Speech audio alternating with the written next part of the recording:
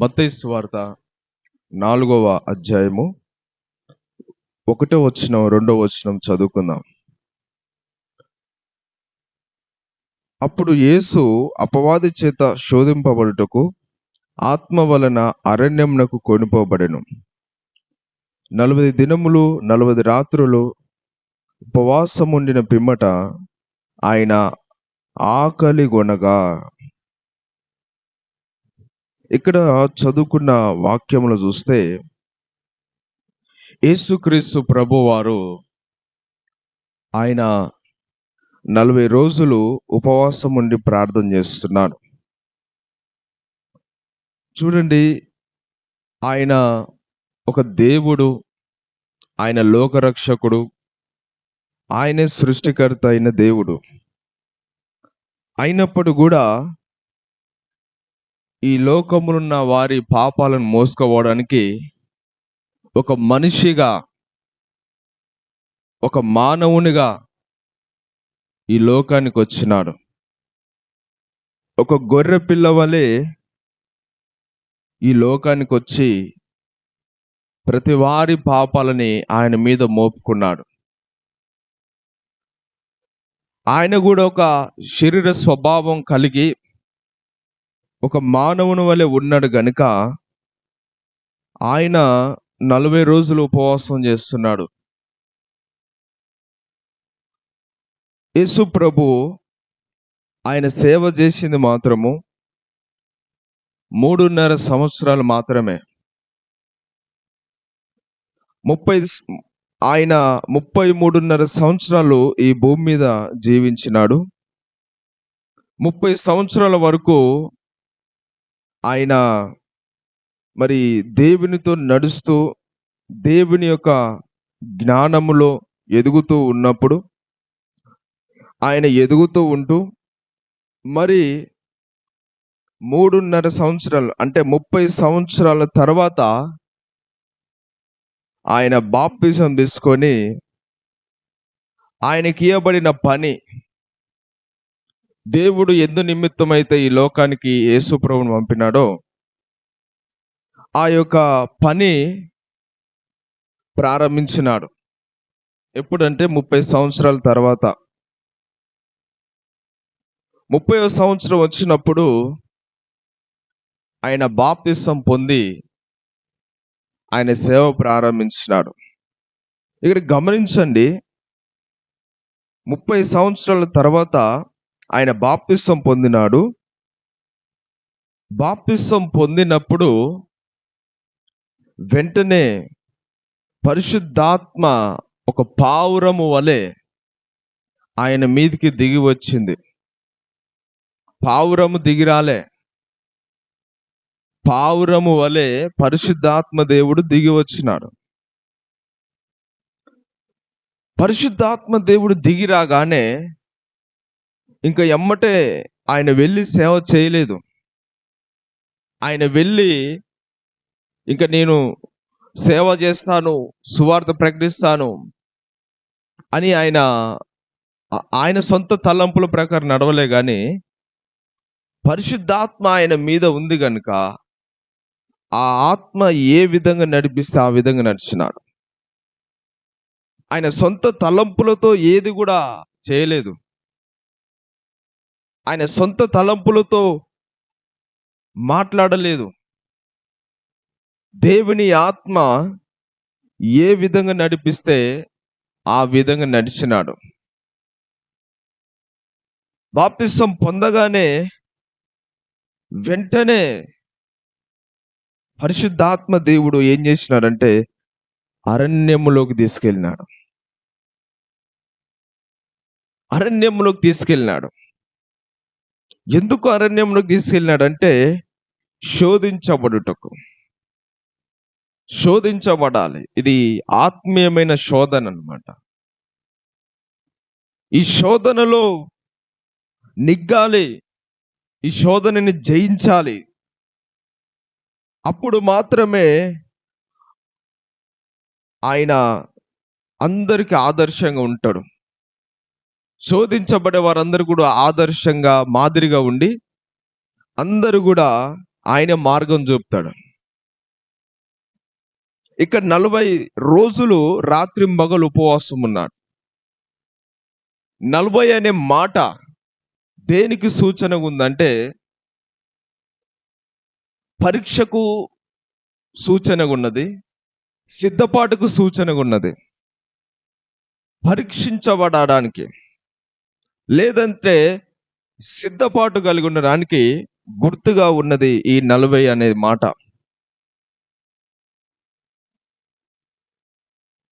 Israel ప్రజలని దేవుడు అరణ్యములో గుండా 40 ఏళ్ళు నడిపించున్నాడు. ఐగుప్తు నుండి కనాను దేశానికి వాళ్ళని నడిపించేటప్పుడు వాళ్ళు కనీసం కొద్ది రోజులలోనే వెళ్ళగలుగుతాడు. అంటే ఒక చరిత్రకారులు చెప్పేది ఏంటంటే, ఒక 11 రోజుల 40 రోజుల కొద్ది రోజులలో మాత్రమే వెళ్ళడానికి దారి కూడా ఉంది. కానీ దేవుడు అంత సులువుగా, అంత అలుకగా వాళ్ళని తీసుకెళ్ళలేదు. ఒక్కసారే వాళ్ళని కనాను దేశంలో ప్రవేశింపజేయలేదు. వాళ్ళనంట పరీక్షించినారంట. పరీక్షించడానికి, సిద్ధపరచడానికి దేవుడు ఏం చేసినాడంటే 40 సంవత్సరాలు అరణ్యము గుండా ఇట్లా తిరుగుతూ వాళ్ళని తీసుకెళ్ళినాడు. షార్ట్ కట్ లో కూడా ఉంది మార్గం, కానీ అట్లా తీసుకెళ్ళలేదు. వారిని అరణ్యం గుండా 40 ఏండ్లు వారిని పరీక్షించడానికి, సిద్ధపరచడానికి 40 సంవత్సరాల అరణ్యంలో దేవుడు వాళ్ళని 40 సంవత్సరాలు అరణ్యం గుండా తీసుకెళ్ళినాడు. పరీక్షించడానికి, సిద్ధపరచడానికి. ఒక్కసారి తీసుకెళ్ళలేదు. ఆ పరీక్షలు ఎవరైతే నెగ్గినారో వారు మాత్రమే ఆ పాలు తేనెలు ప్రవహించే దేశంలో ప్రవేశించినారు. మిగతా వారందరూ కూడా అరణ్యంలోనే కూలిపోయినారు, కుప్పలు కుప్పలుగా కూలిపోయినారు.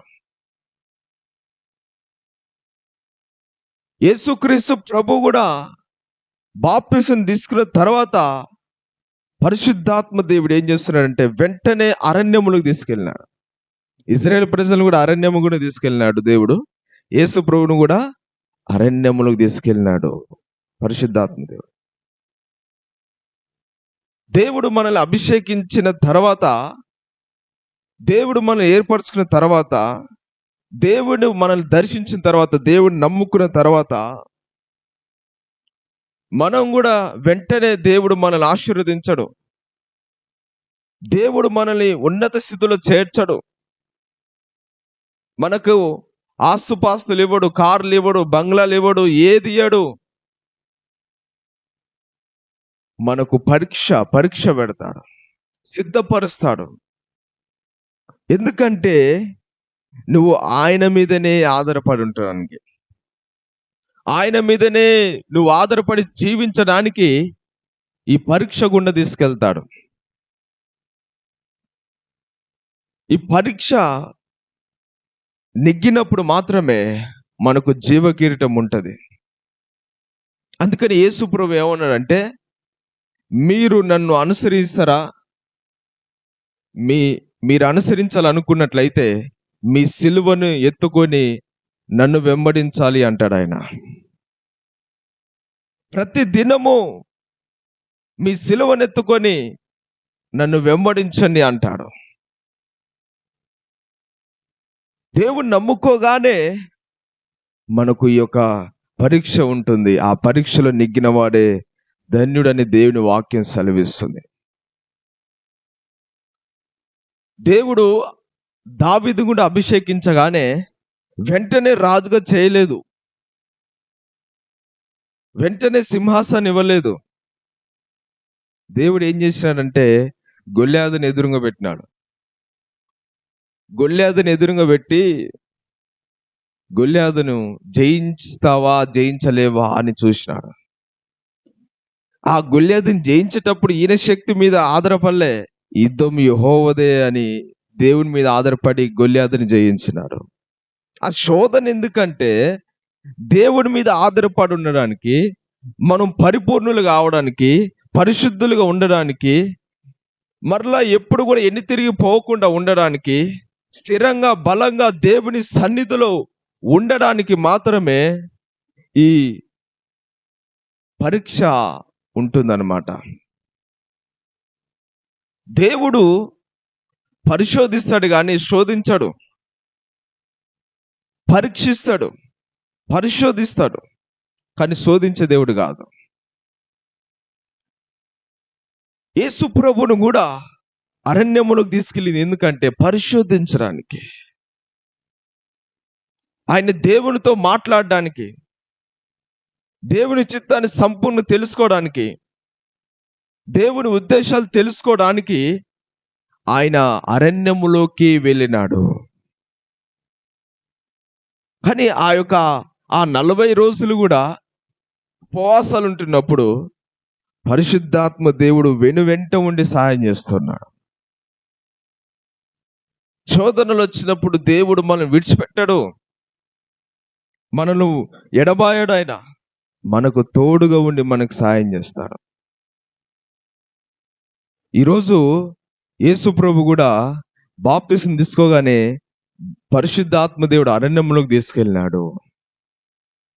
ఆయనకి ఎమ్మటే జీవకిరీటం నేలే, సువార్త ప్రకటించమని చెప్పలే. ఆ శోధన జయించడానికి అరణ్యంలోకి తీసుకెళ్ళినాడు. దేవుని చిత్తాన్ని సంపూర్ణ తెలుసుకోవడానికి అరణ్యంలోకి తీసుకెళ్ళాడు. అయితే అక్కడ జరిగిన విషయం ఏమిటంటే 3వ వచనం 4వ వచనం చూద్దాం. మత్తయి సువార్త 4వ అధ్యాయం 3-4 వచనం చూద్దాం. ఆ శోధకుడు ఆయన యొద్దకు వచ్చి, నీవు దేవుని కుమారుడు అయితే ఈ రాళ్ళు రొట్టెలగునట్లు ఆజ్ఞాపించమనని. అందుకైనా మనుషుడు రొట్టె వలన మాత్రం కాదు గాని దేవుని నోట నుండి వచ్చు ప్రతి మాట వలన జీవించును అని వ్రాయబడి ఉన్నదనెను.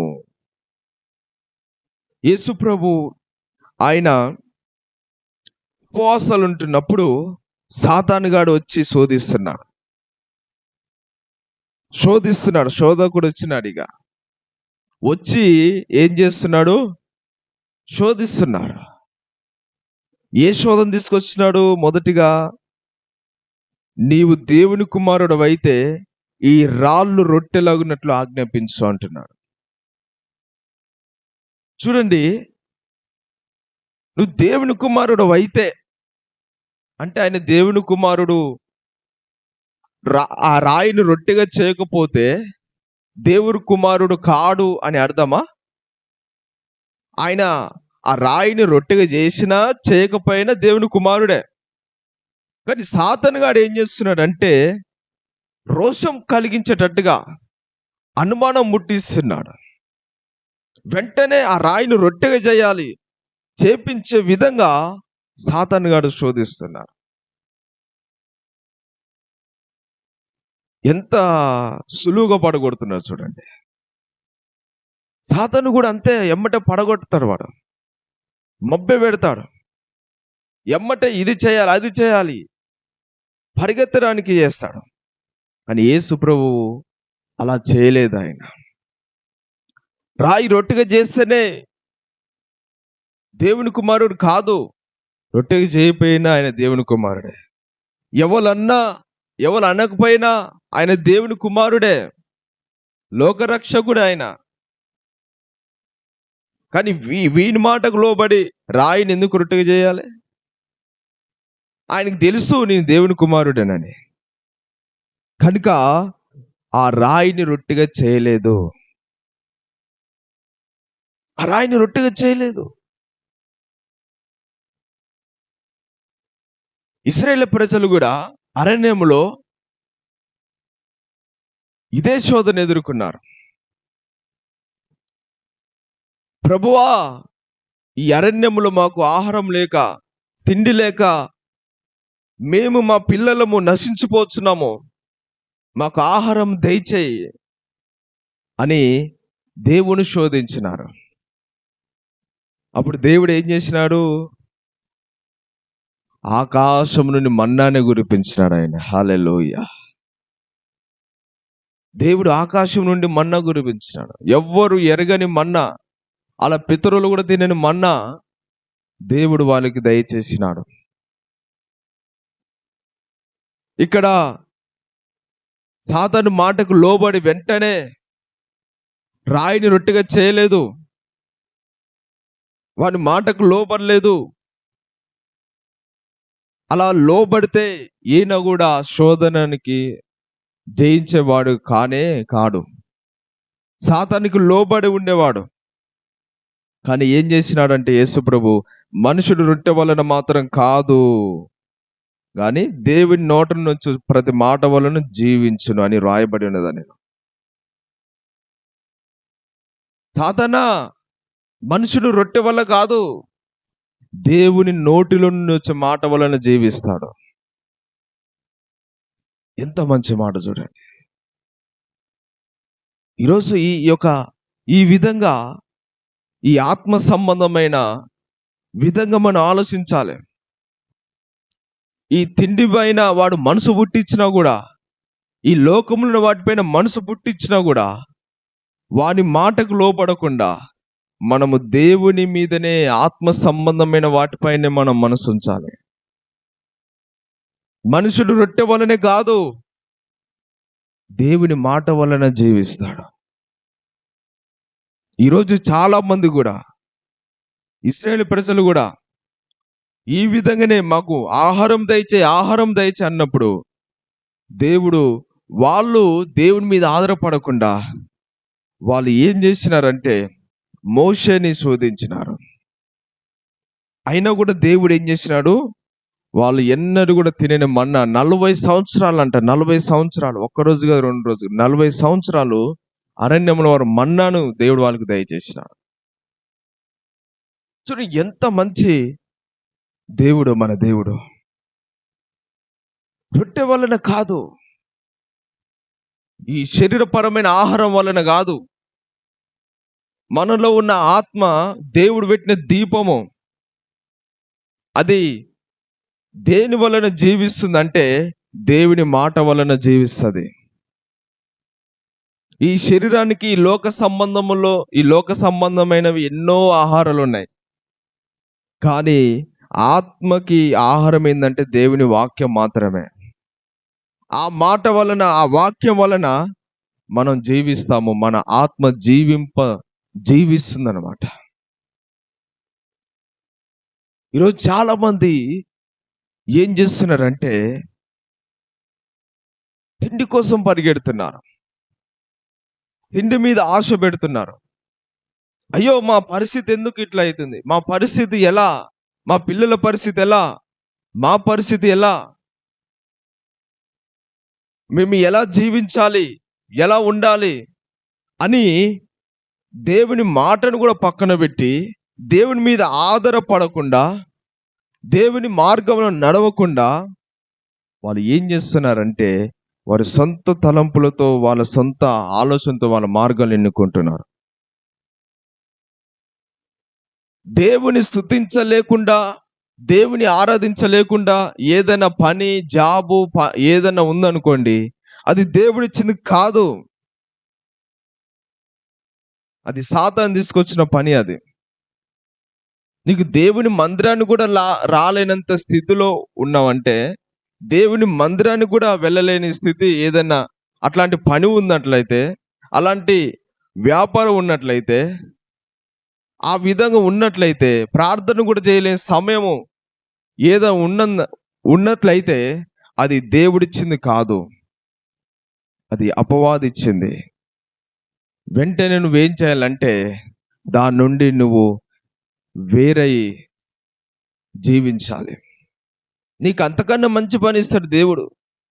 నువ్వు దేవుని గణపరచు, దేవుని మాటకు లోబడు, అంతకన్నా శ్రేష్టమైన పని దేవుడు ఇస్తాడు. అంతకన్నా మంచి జాబుని ఇస్తాడు, అంతకన్నా మంచి వ్యాపారాన్ని ఇస్తాడు. కానీ ప్రార్థన చేయడానికి సమయం లేకుండా, మందిరానికి రావడానికి సమయం లేకుండా, వాక్యం చదవడానికి సమయం లేకుండా ఏదైనా పని ఉందంటే అది దేవుడిచ్చింది కానే కాదు.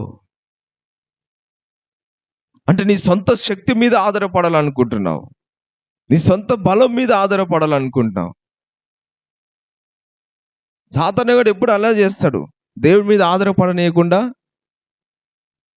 నీ సొంత శక్తి మీద ఆధారపడు, నీ సొంత శక్తి మీద జీవించు అని అంటాడు. కానీ యేసు ప్రభువు ఏం చేసినాడు? రొట్టె వలన కాదు, దేవుని మాట, దేవుని వాక్యం వలన జీవిస్తాడు. నువ్వు దేవుని మీద ఆధారపడితే దేవుడు నిన్ను అన్ని విధాలుగా పోషిస్తాడు, అన్ని విధాలుగా నీకు దయచేస్తాడు. ఆయన చిత్త ప్రకారం నడిస్తే ఏదైనా నీకు దయచేసి నిన్ను పోషించే దేవుడు ఆయన. కాబట్టి ఆయన రొట్టెగా చేయలే. రొట్టె చేయమన్నా కూడా ఆయన రొట్టెగా చేయకుండా వాక్యం ద్వారానే, మనుషులు రొట్టె వలన కాదు దేవుని మాట వలన జీవించనని సాతాను గానికి బుద్ధి చెప్పింది. రెండోదిగా ఇక్కడ 5-6 వచనాలు చూస్తే, అంతటా అపవాది పరిశుద్ధ పట్టణమునకు ఆయనను తీసుకొని పోయి దేవాలయ శిఖరమున ఆయనను నిలబెట్టి, నీవు దేవుని కుమారుడవు అయితే క్రిందికి దూకుము, ఆయన నిన్ను గూర్చి తన దూతలకు ఆజ్ఞాపించును, నీ పాదం ఎప్పుడైనను రాతికి తగలకుండా వారు నిన్ను చేతులతో ఎత్తుకుందురు అని వ్రాయబడినదని ఆయనతో చెప్పాను. చూడండి, అపవాది కూడా వాక్యములో నుండే యేసు ప్రభువుని పడేయాలని చూస్తుంది. వాక్యము తీసుకొనే యేసు ప్రభువును ఎలాగైనా పడగొట్టాలి. రెండో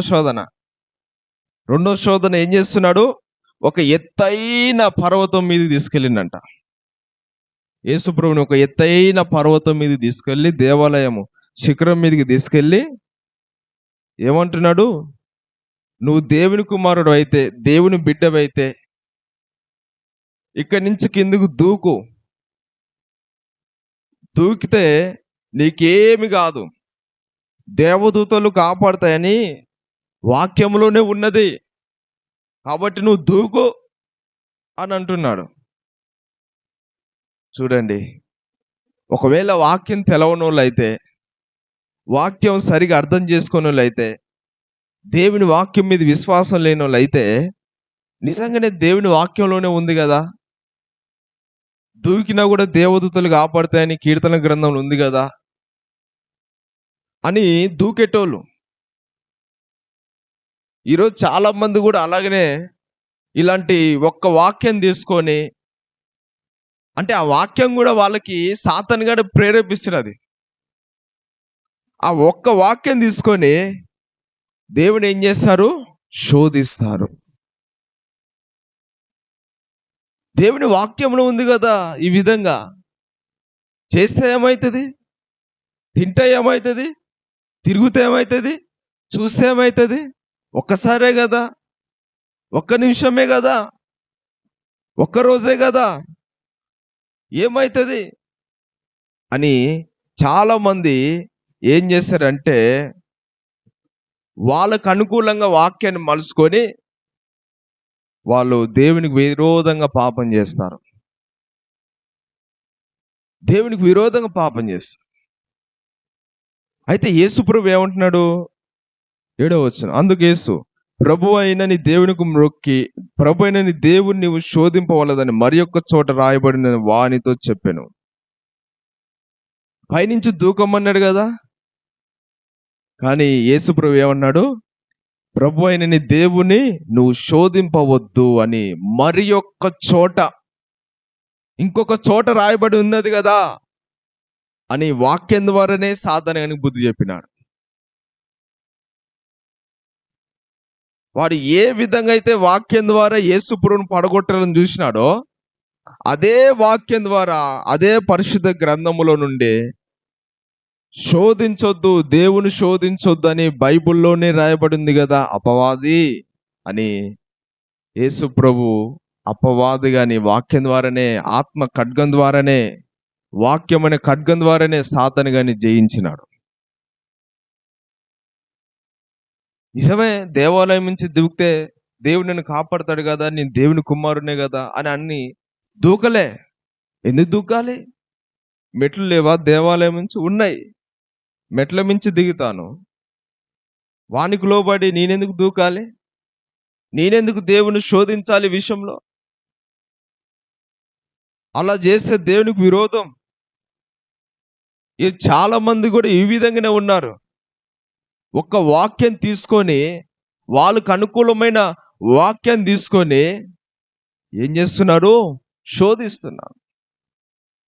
ఏమండి, బైబిల్లో దావీదు పాపం చేసి దేవుని దగ్గర ఒప్పుకున్నాడు కదండి.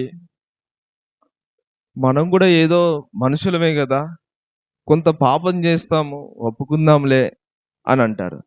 చూడండి, వాక్యాన్ని ఏం చేస్తున్నారు? వక్రీకరిస్తున్నారు. వాళ్ళకు అనుకూలంగా మలుచుకుంటున్నారు. వాళ్ళకు అనుకూలంగా మలుచుకొని దావీదు చేసినాడు కదా, మేము కూడా చేస్తాం, చేసి ఒప్పుకుంటాం. ఇదే శోధించడం అంటే. దావీదు పాత నిబంధనలో ఉన్నాడు.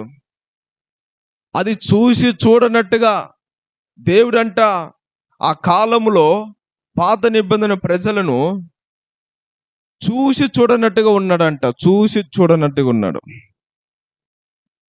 కానీ ఈ రోజుల యేసు ప్రభు వచ్చిన తర్వాత, పరిశుద్ధాత్మ దేవుడు మనలోకి వచ్చిన తర్వాత ఆయన అలా లేడు. ఆత్మీయతలో బహుబలంగా తీవ్రత కలిగి ఉండాలని చెప్తున్నాడు ఆయన. ఆత్మ బలం కలిగి పరిశుద్ధంగా జీవించాలని చెప్తున్నాడు. ఒక్కసారి వెలిగించబడ్డ తర్వాత, ఒక్కసారి రక్షించబడిన తర్వాత, ఒక్కసారి మారుమనసు పొంది రక్షణ పొందిన తర్వాత మరలా ఎన్నడూ కూడా తిరిగిపోవద్దు. పాపం చేయకూడదు, దేవుని సిలువేయకూడదు, దేవుని శోధించకూడదు అని దేవుని వాక్యం సెలవిస్తుంది. నువ్వు అదొక వాక్యం చూడొద్దు దావీదుది, ఇంకొక వాక్యం ఉంది, అది కూడా చూడు. అప్పుడు మాత్రమే నీ మార్గం సరైనదిగా ఉంటుంది. నువ్వు ఎంచుకునే మార్గము దేవుని చిత్తానుసారమైనది ఉంటుంది.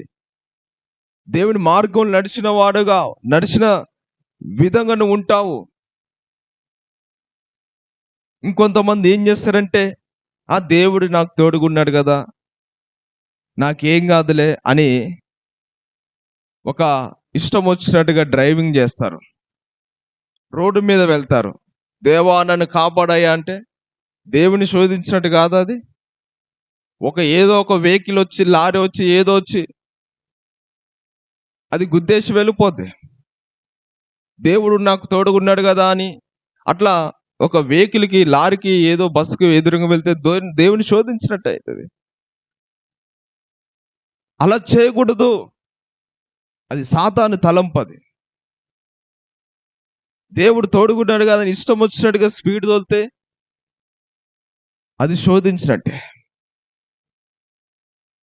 బైబిల్లో ఉంది కదా అయ్యగారు, మరణకరమైనది ఏది తాగినను హాని చేయదని ఉన్నది కదా, అందుకని నేను తాగుతాను అని అంటారు. ఏది అక్కడ గమనించాలి. మరణకరమైనది ఏది తాగినను ఏం కాదు కదా అనేసి ఉన్నది కదంటే, ఒకవేళ నీకు తెలవకుండా, నీకు తెలియకుండానే ఎవరైనా నీకు ఏదన్నా ఒక విషము కలిపో, లేదంటే అపవిత్రమైన కలిపో నీకు ఇచ్చినప్పుడు నువ్వు తాగితే అది నీకు తెలియకుండా చేసినావు. ఆ విషయం అని నీకు తెలియదు కాబట్టి అది నీకు తాగినావు. అలాంటి సమయంలో నువ్వు దేవుని శోధించినట్టు కాదు. అది నీకు తెలియకుండా చేసినావు కాబట్టి దేవుని శోధించినట్టు కాదు అది. ఒకవేళ అది విషమని తెలిసినా కూడా, అది హానికరమైనది తెలిసి కూడా అలా తాగితే, తింటే అది దేవుని శోధించినట్టు. అంతేగాని ఆ ఒక్క మాటను తీసుకొని నీవు అనవసరమైన తాగితే నీకు నీవే శిక్ష అనుభవించాల్సి వస్తుంది. దేవుడు మాకు తోడుగున్నాడు కదా అని వాళ్ళు ఇష్టమైన పనులు చేస్తారు, శోధిస్తారు, ప్రతి విషయంలో శోధిస్తారు. ఈ దేవుడు చేయమని చెప్పాడు కదా బైబిల్లో అని అంటారు. వాళ్ళు అనవసరమైన వ్యాపారాలు పెట్టి శోధిస్తారు దేవుణ్ణి, అనవసరమైన పనులు ప్రారంభించి శోధిస్తారు. దేవుడు ఎంత చెప్తున్నా కూడా వద్దని చెప్పినా కూడా ఆ వ్యాపారం కానీ, బిజినెస్ కానీ, పని కానీ, ఏదైనా కూడా దేవుని ఇష్టానుసారంగా, దేవుని చిత్తానుసారమైన లేని, దేవునికి ఆయాసకరమైన పనులు చేసి దేవుని శోధిస్తారు. కాబట్టి ఈ విధంగా శోధించొద్దు అని బైబిల్ చెప్తుంది. అపవాదిగాడు తీసుకొస్తాడు అలాంటివన్నీ. నువ్వు ఏం చేయాలంటే, అది దేవుని చిత్తమా కాదా, ఆ పని చేయడం దేవుని చిత్తమా కాదా, అది తాగడం దేవుని చిత్తమా కాదా, అలా చేయడం దేవుని చిత్తమా కాదా అని నువ్వేం చేయాలంటే వాక్యాన్ని చూడాలి స్పష్టంగా. యేసుప్రభు ఏం చేసినాడు? వాడు శోధించగానే దేవదూతలు కాపాడుతాయి కదని, బైబిల్లో ఉంది కదని ఎమ్మడే దూకలేదు. యేసుప్రభు ఏం చేసినంటే ఇంకొక చోట ఏముంది? దేవుని శోధించద్దు ఉంది అని సాతానుగానికి వాక్యము ద్వారానే వానికి బుద్ధి చెప్పినాడు. నువ్వు కూడా ఆ విధంగా ఉండాలి. శోధించొద్దు, దేవుని శోధించొద్దు, సిలువేయకూడదు. కాబట్టి రెండో శోధన కూడా యేసుప్రభు జయించినాడు. ఇక మూడో శోధనకు వస్తే 8వ వచనం చదువుదాం. మరలా అపవాది మిగుల ఎత్తైన కొండ మీదికి ఆయనను తోడుకొని పోయి ఈ లోకరాజ్యములన్నిటినీ వాటి మహిమను ఆయనకు చూపి, నీవు సాగిలపడి నాకు నమస్కారం చేసినట్లా వీటన్నిటిని నీకిచ్చేదనని ఆయనతో చెప్పగా, యేసు వానితో, సాతానా పొమ్ము, ప్రభు అయిన నీ దేవునికి మొక్కి ఆయన మాత్రము సేవింపవలనని వ్రాయబడి ఉన్నదా. నేను మూడో శోధన తీసుకొచ్చినాను.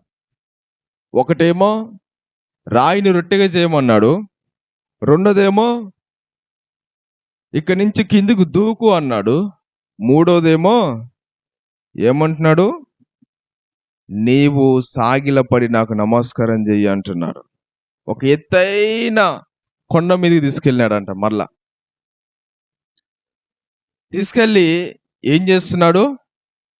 లోకరాజ్యంలో ఉన్న మహిమలన్నీ కూడా చూపిస్తున్నాడు. చూపించి, ఇదిగో ఇవన్నీ నాకు ఇవ్వబడినవి, ఇవన్నీ నా స్వాధీనంలో ఉన్నవి, ఇవన్నీ కూడా నా కంట్రోల్లో ఉన్నాయి. కాబట్టి నువ్వు కనుక నా కాళ్ళు మొక్కితే వీటన్నిటిపైన నీకే అధికారం ఇస్తా, ఇవన్నీ నీకే ఇస్తాను అంటున్నాడు. సాతాను యొక్క అసలు రహస్యాన్ని బయటపెట్టినాడు. వాని ప్రధానమైన కోరిక ఏంటంటే అందరిని కూడా ఆన్నే ఆరాధించాలి, ఆ సాతాను గాన్నే పూజించాలి, మొక్కాలి, ఆరాధించాలని వాని ఉద్దేశం అన్నమాట. దేవునికి చెల్లకుండా మహిమ వాడు దొంగిలించాలని వాడు కోరిక. చివరిగా ఇదే చేస్తున్నాడు. ఇక యేసుప్రభు దగ్గర మూడో శోధన, ఈ లోకరాజ్యాలన్నీ నాకు ఇవ్వబడినవి అంటున్నాడు. అసలు ఎక్కడ ఇవ్వబడిన వీనికి? ఎక్కడిది ఈ అధికారము? ఎక్కడి నుంచి వచ్చింది ఈ లోకంలో ఉన్న అధికారం వీనికంటే?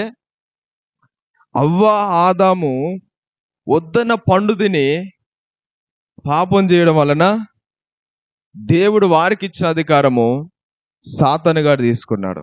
ఎందుకంటే అక్కడ సాతాను మాటకు లోబడ్డారు కాబట్టి సాతాను కంట్రోల్లోకి వెళ్ళిపోయినారు. సాతాను తీసుకున్నాడు దేవుడిచ్చిన అధికారాన్ని.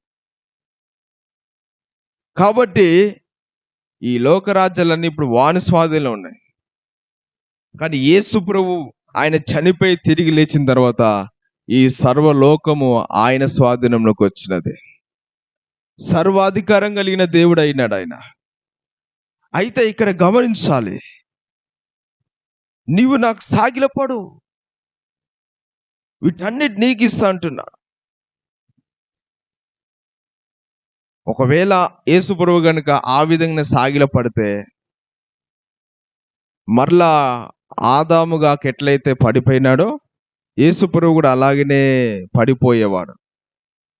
ఇంకా మనకు పాప క్షమాపణ ఉండేది కాకపోవచ్చు, మనకు రక్షణ ఉండకపోవచ్చు, ఇంకా మనం పాపంలోనే జీవించేవారము. కానీ యేసు ప్రభు ఏం చేసినాడు? మొక్కలేదు. వానికేది మొక్కేది?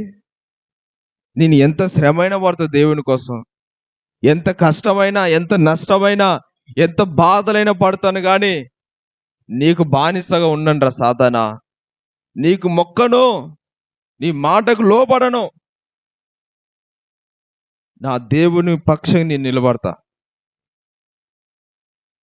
ప్రభు నీ దేవునికి మొక్కి ఆయన మాత్రం సేవింపాలని బైబిల్లో ఉన్నది కదా అని సాతాను గానికి బుద్ధి చెప్పినాడు. దేవునికి మాత్రం మొక్కాలి, మనుషులకు కాదు మొక్కేది, మనుషులను కాదు ఆరాధించేది. దేవుడు గొప్పోడు కానీ సృష్టి కాదు. ఈరోజు చాలా మంది ఏం చేస్తున్నారంటే దేవుని కాకుండా మనుషులను ఎక్కువ ఆరాధిస్తున్నారు, మనుషులను ఎక్కువ పూజిస్తున్నారు, మనుషులను ఎక్కువ ఘనపరుస్తున్నారు. నువ్వు ఎక్కువ దేన్నైతే ప్రేమిస్తున్నావో, ఎక్కువ దేని మీద అయితే నీకు మనసుందో, ఎక్కువ ఏదైతే ఆశిస్తున్నావో అదే నీకు ఒక విగ్రహ ఆరాధనగా మారిపోద్ది. దానికి నువ్వు బానిసైనావు. అది సెల్లు కావచ్చు, డబ్బు కావచ్చు, లేదంటే ఆస్తిపాస్తులు కావచ్చు, ఇహలోక సంబంధం ఏదైనా కావచ్చు. దేవుని కంటే ఎక్కువ ఏదైనా నువ్వు ప్రేమిస్తున్నట్లయితే నువ్వు దానికి దాసుడవు, దాసురాలు అవుతావు. అది నీకు ఒక విగ్రహారాధన అయిపోతుంది. నువ్వు దానికి సాగిల పడినట్టు అయిపోతావు, సాతాను గానికి లోబడినట్టు అయిపోతావు. అందుకనే నువ్వు ఈ లోకంలో ఉన్న వాటిని నువ్వు సాగిల పడొద్దు, వాటికి సాగిల పడొద్దు, సాతాను గానికి లోబడకూడదు. నీకు ఏదైనా అవసరం ఉంటే కొంతమంది వాళ్ళ అవసరతల కోసము, వారి పనుల కోసము దేవుని కాదని మనుషుల పాదాలు పట్టుకుంటారు, దేవుని కాదని మనుషులను మొక్కుతారు, మనుషులను మయంపరుస్తారు. ఇది సాతానికి లోబడినట్టే. కాబట్టి ఈ విధంగా చేయకూడదు. వానికి లోబడేది ఏంది? అవసరమైతే శిలువ శ్రమనైనా భరిస్తా, ఎన్ని కష్టాలైనా భరిస్తా. ఈ కొద్దిసేపు ఈ శోధనకి నీకు మొక్కితే నేను కూడా పడిపోతా. కానీ నేను చూసేది అక్షయమైనది దేవుని దగ్గర ఉంది. నాకు అందరికి దేవుడు నన్ను మాదిరిగా చేయబోతున్నాడు, నన్ను పెళ్లి కుమారుడు చేయబోతున్నాడు. సాతానా, నీకు లోబడను. కాకపోతే కొద్దిసేపు శ్రమైనా, శిలువ శ్రమైనా, బాధ అయినా, కష్టమైన అనుభవిస్తాను. అనుభవించి దేవుడి మాటకు లోబడి ఆయనకు మాత్రమే సాగిల పడతాను, కానీ నీ మాటకు లోబడి నీకు సాగిలా పడను, నీకు మొక్కను అంటున్నాడు ఆయన. ఈ విధమైన తీర్మానం చేసుకోవాలి. మనకి ఎంత కష్టం వచ్చినా, ఎంత బాధ వచ్చినా, ఎంత ఇబ్బందులు వచ్చినా మనుషులను మొక్కొద్దు. మనుషుల మీద మనం మనుషుల్ని ఆరాధించొద్దు. ఒకవేళ వాళ్ళు నీకు సహాయం చేయొచ్చు, నిన్ను ఆదుకోవచ్చు, నిన్ను బలపరచవచ్చు, కానీ వాళ్ళని నువ్వు దేవునిగా పూజించొద్దు. కొంతమంది వాళ్ళ కడుపే వాళ్ళ దేవుడు అయిపోతాడు, వాళ్ళ తల్లిదండ్రులే వాళ్ళకి దేవుళ్ళు అంటారు. ఇది పెద్ద పాపం. ఇది సాతాను గాడు వాళ్ళని దూరిండి అని అర్థం. బైబిల్ ఏం చెప్తుంది? మొట్టమొదటి ఆజ్ఞనే ఉంది. 10 ఆజ్ఞలో మొట్టమొదటి ఆజ్ఞ, నీ దేవుని తప్ప ఎవరిని కూడా పూజించకూడదు, ఏ విగ్రహాన్ని చేసుకోకూడదు, ఏ విగ్రహాన్ని సాగిల పడకూడదు, ఏది కూడా పూజించుకోవద్దు, ఏది కూడా చేసుకోవద్దు అని 10 ఆజ్ఞల్లో మొట్టమొదటి ఆజ్ఞ దేవుడు ఇచ్చినాడు. కాబట్టి మనం మాత్రము ప్రాణం ఉన్నంత వరకు, ప్రభు రాకడ వరకు, మరణించేంత వరకు దేవునికి మాత్రమే లోబడాలి. తినటానికి తిండున్నా లేకపోయినా, తాగడానికి నీళ్ళున్నా లేకపోయినా, ఎన్ని కష్టాలు వచ్చినా, ఎన్ని బాధలు వచ్చినా, ఎన్ని వేదనలు వచ్చినా సరే, కానీ మనం సాతాను గానికి లోబడొద్దు. తీసుకున్న తీర్మానంలో తొలగిపోవద్దు, రక్షణ నుంచి తొలగిపోవద్దు. గురి ఎద్దకే పరిగెత్తాలి. ఎంత శోధనున్నా మనం దేవుని పూజించాలి, దేవుని ఆరాధించాలి. ఆయన కంటే ఎక్కువ ఏది కూడా మనం ఆరాధించొద్దు, ప్రేమించొద్దు. కాబట్టి యేసు ప్రభు ఏం చేసినాడు? సాతాను గారిని ఏమంటున్నాడు? ప్రభు నీ దేవునికి మరొక ఆయన మాత్రం సేవింపవాలన్నది రాయబడి ఉన్నదిగా, సాతానా పో అని గద్దించినాడు. ఈరోజు సాతాను గాడు వెళ్ళిపోయినాడు. మనం కూడా ఆ విధంగా సాతాను గాని లోపడొద్దు, వాని చితకదొక్కాల. వాని మన సొంత తలంపుల మీద ఆధారపడేటట్లుగా ఉండకూడదు. మనం దేవుని శోధించేటట్టు ఉండకూడదు. సాతానికి లొంగిపోవద్దు, వానికి సాగిల పడకూడదు. ఈ 3 శోధనల్లో యేసుప్రభు జయించినాడు కాబట్టి దేవుడు ఈరోజు ప్రతి మోకాలు కూడా ఆయన పాదాల దగ్గర వంగేటట్లుగా, ప్రతి నేలకు ఆయనను స్తుతించేటట్లుగా దేవుడు చేసినాడు. దేవుని కుడి పార్శ్వమున కూర్చున్నాడు ఆయన. అందరికంటే ఎక్కువగా దేవుడు హెచ్చించినాడు ఆయనని. ఒక ఉన్నతమైన స్థితిలో పెట్టినాడు. ఒక పెళ్లి కుమారుడు ఆయన, మన యజమానుడు ఆయన. అంతగా దేవుడు హెచ్చించినాడు. ఎందుకో తెలుసా? ఈ ప్రతి శోధనని ఆయన జయించినాడు కాబట్టి. మనం కూడా ఈరోజు ఈ లోకంలో ఉన్న శోధనని జయించి దేవునికి మాత్రమే నమ్మకం ఉంటే, దేవుని చిత్త ప్రకారం నడిచినప్పుడు, దేవునికి నమ్మకం ఉండి జీవిస్తే నీవు కూడా ఆ పరలోక రాజ్యంలో ప్రవేశిస్తావు. నీకు కూడా జీవ కిరీటాన్ని ఇస్తాడు, మరుగైన మన్నాను తినిపిస్తాడు, నీకు కూడా ఆయన క్రొత్త పేరు పెడతాడు, జీవవృక్ష ఫలం ఇస్తాడు. కాబట్టి ఈ కొద్ది కాలంలో శోధనలకు, బాధలకు, పాపానికి లోబడకుండా, తుచ్చమైన నీచమైన వాటి కోసం పరిగెత్తకుండా, శాశ్వతమైన దేవుని రాజ్యం కోసం పరిగెత్తాలంటే నీ సిలువను ఎత్తుకొని దేవుని వెంబడించాలి. ఎన్ని శోధనలు వచ్చినా, ఎన్ని శోధనలు పెట్టినా వాటిని జయించి, వాటిని పక్కన పెట్టి ప్రభు మీదనే ఆధారపడి ఆయన వైపు చూస్తే దేవుడు నీకు గొప్ప జీవ కిరీటాన్ని ఇస్తాడు. అటు విధంగా మనం కూడా జీవించుదాము. మొదటి శోధన రాయి రొట్టెగా చేయమన్నాడు, కానీ చేయలేదు. దేవుని మాట మీదనే ఆధారపడ్డాడు, దేవుని మీద ఆధారపడ్డాడు. రెండోదిగా పైనుంచి కిందకు దూకమన్నా కూడా దూకకుండా దేవుని శోధించలేదు. మనం కూడా ఏ విషయంలో కూడా దేవుడు ఉన్నాడు కదా, నాకేం కాదులే అని అనవసరమైన తప్పు నిర్ణయాలు తీసుకోవద్దు. అట్లా తీసుకుంటే దేవుని శోధించున్నట్లయితే అట్లా శోధించొద్దు. అలాగనే ఆ శోధన కూడా యేసుప్రభు జయించినాడు. 3వ శోధన, పాదాలకి సాతానుగాడు మొక్కమన్నాడు వాని పాదాలకి, కానీ మొక్కలేదు. దేవునికి మాత్రమే మొక్కమని ఆయన దేవుని మాత్రమే సేవించి సాతానుగాని గద్దించినాడు. కాబట్టి అట్టి విధంగా మనం కూడా ఉందాము. దేవుడి మాటలు దీవించును గాక. ఆమేన్.